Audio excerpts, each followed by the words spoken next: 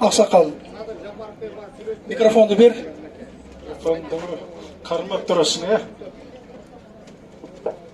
Урматты қырғыз елі, мен сілерді көріп, аябай қуанып тұрам.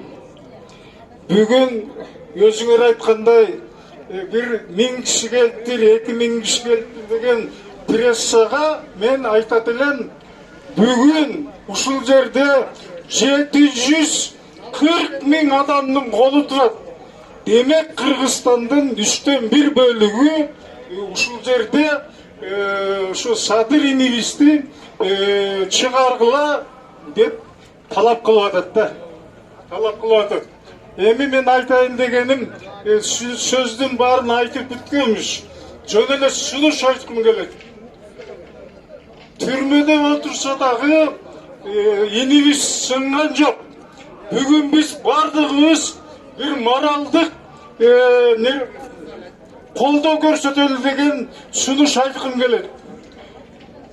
2020 жыл Садыр Жапаровдун жылы болсун. Садыр Жапаров биздин арабызда деп эсептейли.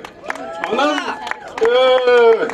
Садыр инвест үчүн bir жакшы республика оңоло турган иштерди көтөрөлү. Мына менин сунушум. Жаз жарыш күш күрөштөй тургандар. Мына азыр иштей турган, абдан бир Кыргызстанга пайда алып келе турган убакыт болуп турат. Садыр Жапаров үчүн быйыл бардыгыбыз жок дегенде 1000 түп мөмөчөмө тал терек отургузалы. Атайы Садыр Жапаровка арнап туруп. Экинчи маселе, мен доктор болгондуктан барыңар эле таанысыңар, Кыргыздын ден соолугу деп жүргөн адаммын.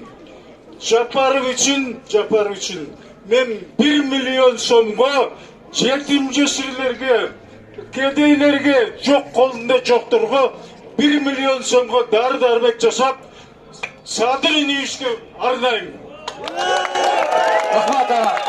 Рахмат, Омарбай Нарбекович. Азыркы сөз